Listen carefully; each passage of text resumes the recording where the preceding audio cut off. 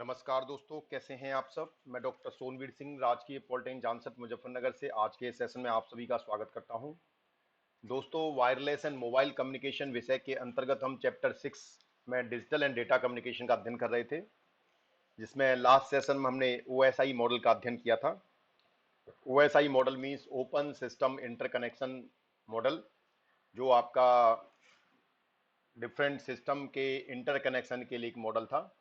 आज के सेशन में will discuss about the TCP IP model. अक्सर आपने नाम, जब इंटरनेट आप यूज करते हैं तो आपने टीसीपी आईपी नाम सुना होगा। ठीक है, तो उस आप पिछले सेशन में हमने ओएसआई मॉडल देखा था। आज हम टीसीपी आईपी मॉडल का अध्ययन करेंगे, ये क्या होता है। जैसे टीसी जो ओएसआई मॉडल था वो 7 लेयर का मॉडल होता था। So the TCP IP model is a concise version of the OSI model, यानी कि एक तरह से ये ओएसआई मॉडल का ही ब्रीफ वर्जन है। ठीक है, उसी का एक शॉर्ट रूप में तैयार किया हुआ मॉडल है। It contains 4 layer. जैसे उसमें ओएसआई मॉडल में 7 लेयर होते थे, टीसीपी आईपी मॉडल में मात्र 4 लेयर होते हैं। Unlike 7 layers in the OSI model, the layers are, कौन कौन सी लेयर इसमें होती हैं। पहली लेयर होगी इसमें प्रोसेस ऑब्लिक एप्लीकेशन लेयर। ठीक है, तो ये लेयर आपकी ओएसआई मॉडल में भी होती थी। दूसरी है इसमें host to host oblique transport layer. OSI model के अंदर हमको ट्रांसपोर्ट लेयर बोलते थे, यहाँ पर होस्ट टू होस्ट लेयर बोलते हैं। ठीक है, ऐसे ही वहां पर एप्लीकेशन लेयर होता था, यहाँ पर उसको प्रोसेस लेयर बोलते हैं। देन इंटरनेट लेयर, जिसे वहां पर नेटवर्क लेयर बोलते थे, वो यहाँ पर इंटरनेट लेयर कहलाती है। और फोर्थ होती है नेटवर्क एक्सेस, या जिसे कहें इंटरफेस ऑब्लिक लिंक लेयर। ठीक है, तो ये 4 लेयर इसमें टीसीपी आईपी मॉडल में होती हैं। क्या होता है ये टीसीपी? मतलब है the transfer control protocol. Protocol means again set of rules. ठीक है, of a program which is designed for the specific task. ठीक है, तो इसका काम क्या है? It is for the transfer control. कोई भी अगर डेटा ट्रांसफर होता है तो उसकी कंट्रोलिंग के लिए transfer control protocol TCP module काम आता है, मॉडल काम आता है। और आईपी का मतलब है इंटरनेट प्रोटोकॉल। ठीक है, तो TCP IP is older than the OSI model and was created by the US department of defence. ठीक है, तो ओएसआई मॉडल जो है उससे, मतलब जो टीसीपी है, वो टीसीपी आईपी जनरली देखा जाए तो ओएसआई मॉडल से भी पुराना वर्जन है, जिसे यूएस डिपार्टमेंट ऑफ डिफेंस, ठीक है, डीओडी जिसे बोलते हैं, उसने इसे निर्माण किया था इसका। The difference between the model is that TCP IP is simpler, collapsing several OSI layers into one। TCP IP model का एडवांटेज ये है कि एक तो ये सिंपल होता है, आसान होता है, क्योंकि आपके वहीं ओएसआई मॉडल में जहां 7 लेयर होते थे वहां पर इसमें 4 लेयर होती हैं, और इसमें कई सारी लेयर्स को मिलाकर एक लेयर बना दी जाती है। ठीक है, collapsing several OSI layers into one, यानी कई सारी लेयर को मिला के एक लेयर में कन्वर्ट कर दिया जाता है। ओएसआई लेयर्स, जैसे ओएसआई लेयर में आपकी फिफ्थ, सिक्स और seventh are combine into one application layer in TCP IP. यानी जो आपके पास ओएसआई मॉडल था, जो भी स्टूडेंट आज चैनल से पहली बार जुड़े हों, वो आपका इससे पहले वाला जो सेशन है ओएसआई मॉडल, उसे जरूर देखें। उसमें हमने ओएसआई लेयर में फिफ्थ, सिक्स और सेवेंथ नंबर की जो लेयर थी, उनको कनेक्ट करके, उनको कंबाइंड करके एक नाम दिया गया, जिसे कहा application layer in TCP IP model.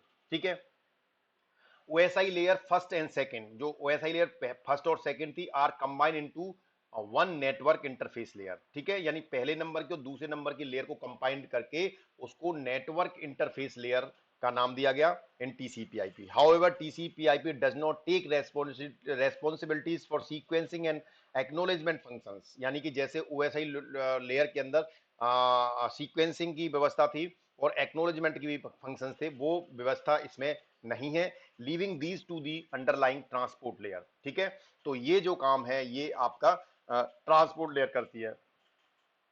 So this is the basically और comparative model of the TCP IP model with the OSI model. तो यहां देखें तो आपकी जो पहली और दूसरी लेयर है, जिसे हमने कहा ना पहली और दूसरी लेयर, जिसे फिजिकल लेयर और डेटा लिंक लेयर बोलते हैं, उसको नाम दिया गया नेटवर्क एक्सेस लेयर। ठीक है, नेटवर्क एक्सेस लेयर। तीसरी जो लेयर थी नेटवर्क, उसे इंटरनेट लेयर कहा गया। फोर्थ नंबर पर ट्रांसपोर्ट, यहां पर भी ट्रांसपोर्ट है। उसके बाद फिफ्थ, सिक्स और सेवन नंबर की, जैसे सेशन लेयर, प्रेजेंटेशन लेयर और एप्लीकेशन लेयर, इन 3 लेयर को मिला के यहां पर एक लेयर बनाई गई, जिसे कहा गया application layer.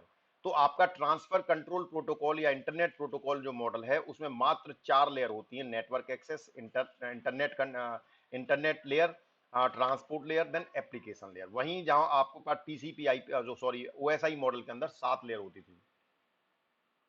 Now will see the different layers of the TCP IP model. इन लेयर का काम क्या होता है? चार का TCP IP is a functional model design to solve specific communication problems and which is based on specific standard protocol. यानी जो आपका टीसीपी आईपी मॉडल है उसका जो फंक्शनल जो वो है वो एक स्टैंडर्ड प्रोटोकॉल है, ठीक है। और two this is design to solve the specific communication, विशेष प्रकार के कम्युनिकेशन के लिए इसे यूज किया जाता है।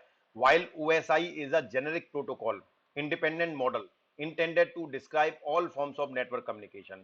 यानी कि बस अंतर क्या है दोनों में? जो OSI मॉडल है वो किसी भी तरह का अगर आपका कम्युनिकेशन है वो सभी के लिए मतलब एक तरह से डिस्क्राइब करता है, सभी को डिस्क्राइब करता है। और ये प्रोटोकॉल इंडिपेंडेंट मॉडल है, ठीक है, जेनरिक प्रोटोकॉल इंडिपेंडेंट मॉडल, ठीक है। लेकिन वहीं जो टीसीपी आईपी है वो स्पेसिफिक टाइप के कम्युनिकेशन के लिए होता है, ठीक है। और it is based on the specific standard protocol, कुछ स्पेसिफिक स्टैंडर्ड प्रोटोकॉल पर निर्भर करता है। वहीं ओएसआई मॉडल हमारा प्रोटोकॉल इंडिपेंडेंट है। In TCP/IP, most applications use all the layer, while in OSI, simple application do not use all 7 layers। यानी TCP/IP जो भी मॉडल है उसमें जितनी भी लेयर हैं उनमें जो भी कम्युनिकेशन होता है वो चारों लेयर्स उसमें यूज होती हैं। वहीं जबकि ओएसआई मॉडल में क्या होता है? ओएसआई मॉडल में अब जो सिंपल एप्लीकेशंस होती हैं उनमें उनकी सारी लेयर्स यूज नहीं होती।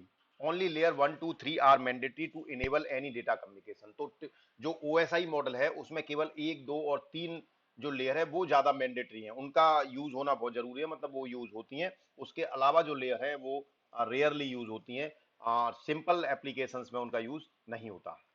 तो सबसे पहले हम इसकी पहली लेयर देखते हैं जो हमारे पास नेटवर्क एक्सेस लेयर कहें या इसे इंटरफेस लेयर कहें। It looks out for hardware addressing and the protocol present in this layer allows for the physical transmission of data. यानी इस लेयर के अंदर जो भी प्रोटोकॉल होता है, सेट ऑफ रूल्स होता है, उसका काम होता है to allow for the physical transmission of data. दो डिवाइसों के बीच में डेटा को फिजिकल रूप से ट्रांसमिट करने के लिए ये इसको एक तरह से अलाउ करता है।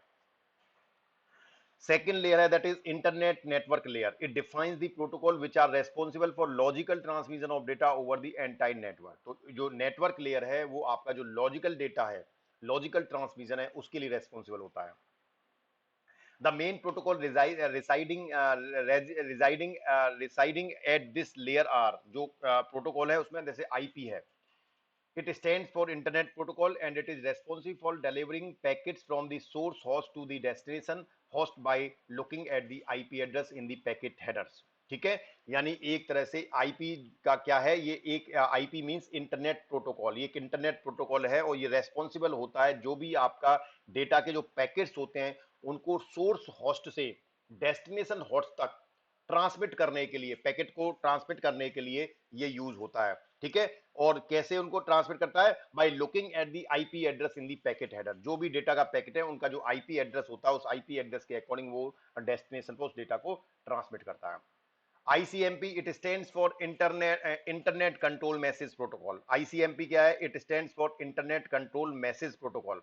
It is encapsulated within IP datagram and is responsible for providing host with information about network problems। ठीक है, यानी इंटरनेट कंट्रोल मैसेज प्रोटोकॉल क्या है? Encapsulated with the IP datagram, जो इंटरनेट प्रोटोकॉल डेटाग्राम है उसके साथ इनकैप्सुलेटेड किया जाता है इसे। And it is responsible for providing host with information about network problem. ठीक है, ये एक तरह से कोई भी नेटवर्क प्रॉब्लम होती है उसके लिए एक तरह से होस्ट का काम करता है। ARP क्या है? It stand for address resolution protocol. ठीक है, it jobs is to find the hardware address of a host from a known IP address.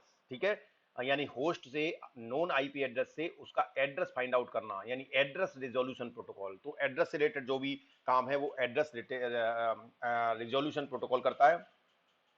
ERP has several types, जैसे ERP भी कई तरह के होते हैं, reverse ERP, proxy ERP, gratuitous ORP and inverse ERP। ठीक है, यानी जो आपके एड्रेस रिजोल्यूशन प्रोटोकॉल है उसमें भी कई तरह के प्रोटोकॉल्स बने हुए हैं। थर्ड लेयर जो है आपकी that is called transport layer, ऐसे होस्ट टू होस्ट लेयर कहेंगे। This layer is analogous to the transport layer. जो आपका OSI मॉडल था उसमें ये ट्रांसपोर्ट लेयर कहलाती थी, यहाँ पर ये होस्ट टू होस्ट लेयर कहलाती है। It is responsible for end to end communication and error free delivery of data. यानी ये एंड टू एंड कम्युनिकेशन के लिए रेस्पॉन्सिबल है और एक एरर फ्री डेटा जो है ये प्रोवाइड करती है कम्युनिकेशन में। The two main protocol present in this layer. इस लेयर में कौन कौन से प्रोटोकॉल मेन होते हैं? पहला टीसीपी, जिसे हमने टीसीपी का ट्रांसमिशन कंट्रोल प्रोटोकॉल, यानी जो टीसीपी आपका प्रोटोकॉल होता है वो होस्ट टू होस्ट लेयर में होता है, जो डेटा को ट्रांसमिट करने के लिए, ट्रांसमिशन के लिए रेस्पॉन्सिबल है। It is known to provide reliable and error free communication between the system, यानी एक तो रिलायबल कम्युनिकेशन होता है और एरर फ्री कम्युनिकेशन होता है। It perform sequencing and segmentation of data, यानी सीक्वेंसिंग और सेगमेंटेशन काम भी यही लेयर करता है। It also has acknowledgement features and control the flow of data through flow control mechanism. ठीक है, तो यानी कि आपका सीक्वेंसिंग, सेगमेंटेशन और आपका एक्नॉलेजमेंट, ये तीनों काम भी ये टीसीपी आईपी कंट्रोल ही देखता है। It is a very effective protocol but has a lot of overhead due to such features. Increased overhead leads to increase cost. ठीक है, तो इसमें ज्यादा क्योंकि ओवरहेड्स हैं, जिसकी वजह से, फीचर्स की वजह से इसकी जो कॉस्ट है वो थोड़ी ज्यादा होती है। देन यूजर डेटाग्राम प्रोटोकॉल, जिसे यूडीपी बोलते हैं, दूसरा इसमें जो प्रोटोकॉल होता है वो यूजर डेटाग्राम प्रोटोकॉल होता है। On the other hand does not provide any such features. ठीक है, ये कोई फीचर उस तरह के जो ऊपर हमने टीसीपी आईपी देखा वो वाले फीचर्स प्रोवाइड नहीं करता। It is the go to protocol if your application does not require reliable transport and it is very cost effective. ठीक है, तो अगर आपकी जो एप्लीकेशन है, डेटा ट्रांसमिशन है, अगर वो ज्यादा रिलायबल नहीं है, ठीक है, रिलायबल ट्रांसपोर्ट नहीं चाहिए आपको, तो वहां पर आप इसको यूज कर सकते हैं। It is very cost effective, जहां उसकी कॉस्ट ज्यादा थी इसकी कॉस्ट उतनी ज्यादा नहीं होती। Unlike TCP which is connection oriented protocol, UDP is connection less. यानी जो आपका ट्रांसमिशन कंट्रोल प्रोटोकॉल जो है वो आपका कनेक्शन ओरिएंटेड है, यानी कि उसमें फिजिकल कनेक्शन होगा, जबकि यूडीपी जो है वो कनेक्शन लेस है। यूडीपी प्रोटोकॉल के लिए कनेक्शन की आवश्यकता नहीं है। जो फोर्थ लेयर है इसका, that is called application layer. This layer performs the function of top three layers, यानी ये लेयर जो है टॉप की जो थ्री लेयर्स हैं उनके, जो ओएसआई मॉडल में उनके फंक्शन को परफॉर्म करता है। कौन कौन सी लेयर थी? एप्लीकेशन लेयर, प्रेजेंटेशन लेयर और सेशन लेयर। इन लेयर्स के क्या काम थे वो भी हमने लास्ट सेशन में डिस्कस किया था। तो इन तीनों लेयर का काम ये एप्लीकेशन लेयर अकेला यहाँ पर करता है। It is responsible for node to node communication and control user interface specification, यानी नोड टू नोड कम्युनिकेशन करता है और control user interface specifications. Some of the protocol present in this layer are, इस लेयर में कौन कौन से प्रोटोकॉल प्रेजेंट रहते हैं? जैसे H T T P, H T T P S, F T P, T F T P, telnet, S S H, S M T P, S N A P, N T P, D N S, D S C P, N F S, X Windows, L P D. These are the different some protocols which is present in to the application layer. एस अब हम देखते हैं ये protocol होते क्या है, एक बार थोड़ा सा इनके बारे में एक ब्रीफ डिस्कशन ले लेते हैं। तो H T T P general, आपने जब कोई भी वेबसाइट खोलते हैं तो आप वहां देखे होंगे कि आप एच टी टी पी या H T T P S लिखा हुआ होता है। तो it stand for hyper text transfer protocol, यानी एच टी टी पी का मतलब hyper text transfer protocol. It is used by the world wide web two manage communication, यानी HTTP का यूज वर्ल्ड वाइड वेब के द्वारा किया जाता है। यही ट्रिपल डब्ल्यू जो आप यूज करते हो, तो जैसे ही आप ट्रिपल डब्ल्यू डालते हैं तो देखा होगा आपने एड्रेस जब आपका खुल के आता है वेब पेज, तो उसमें एचटीटीपी लिखा रहता है। इसका मतलब है हाइपर टेक्स्ट ट्रांसफर प्रोटोकॉल। तो this is basically the communication between the web browser and the server. आपका जो वेब ब्राउजर, सपोज आपने अपने कंप्यूटर के अंदर कोई वेबसाइट खोली, तो जैसे ही आप वेबसाइट खोलते हैं तो आपका जो वेब पेज है, वेब सर्व वो है, ब्राउजर है, आपके ब्राउजर और सर्वर, जिसमें जिस सर्वर पर वो वेब पेज स्टोर है, उन दोनों के बीच में कम्युनिकेशन होता है। ठीक है, तो वो काम एचटीटीपी प्रोटोकॉल करता है। ठीक है, जैसे ही आप कोई वेबसाइट खोलते हैं, आपने अपने मोबाइल पर या आपने अपने मोबाइल फोन पर या आपने अपने टैबलेट पर या आपने अपने लैपटॉप पर जब कोई भी वेबसाइट गूगल में जाके आपने कोई वेबसाइट खोली, तो आप देखते हैं वहां एचटीटीपी लिखा हुआ आता है। उसका मतलब होता है कि उस समय पर आपका जो वेब ब्राउजर है जिससे आप ओपन कर रहे हैं वेबसाइट को, उसमें और जहां सर्वर पे वो होस्ट है, उन दोनों के बीच में कम्युनिकेशन होता है, वो काम एचटीटीपी करता है। एचटीटीपीएस देख रहे हैं आप इसमें, तो HTTP stands for the HTTP secure, यानी hyper text transfer protocol secure. तो it is a combination of HTTP with SSL, secure socket layer. यानी कि जब हम एचटीटीपी प्रोटोकॉल के साथ में एसएसएल का प्रोटोकॉल ऐड कर देते हैं तो वो हमारा सिक्योर ब्राउजिंग हो जाती है। तो जब भी देखें आप, जब आप जनरली जब आप कोई वेबसाइट खोलते हैं तो अगर उस पर देखें तो HTTPS अगर लिखा रहा है तो समझ लीजिए वो वेबसाइट आपकी सिक्योर है।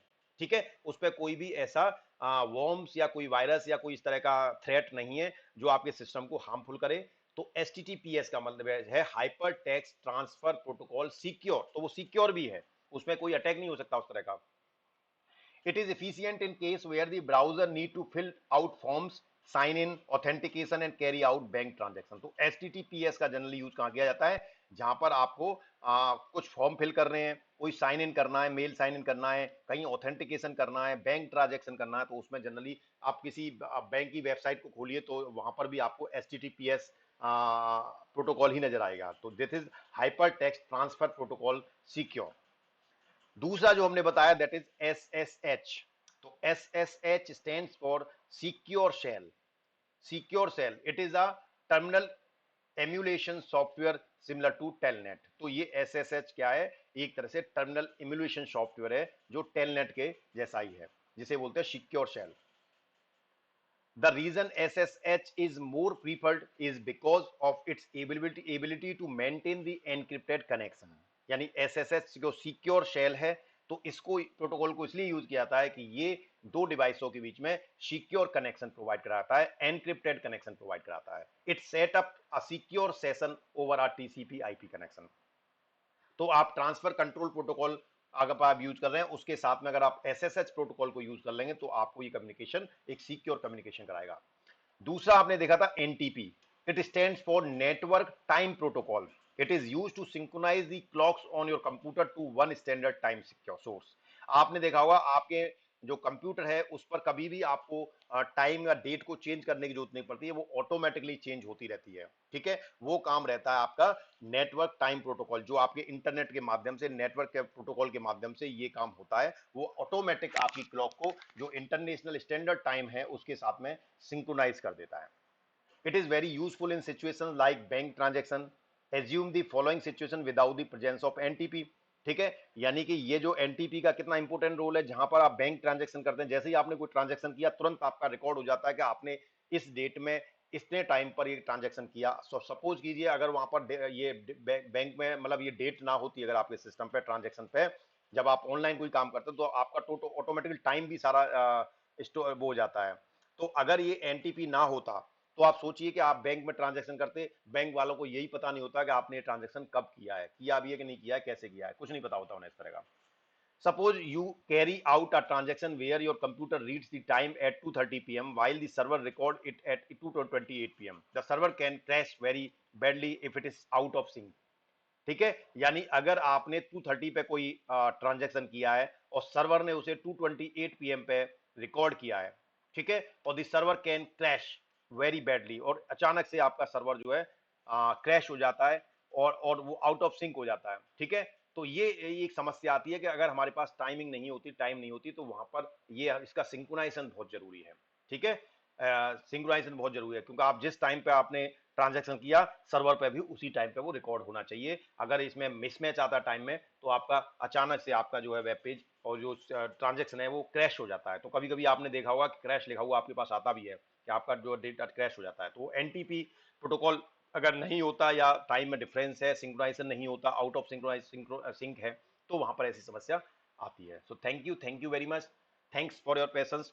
जो भी स्टूडेंट आज चैनल से पहली बार जुड़े हैं उनसे निवेदन है कृपया चैनल को सब्सक्राइब कर लीजिए और नीचे बने बेल आइकन्स को क्लिक कर लीजिए, जिससे आपको लेटेस्ट अपडेट्स और नोटिफिकेशंस प्राप्त होते रहें। धन्यवाद।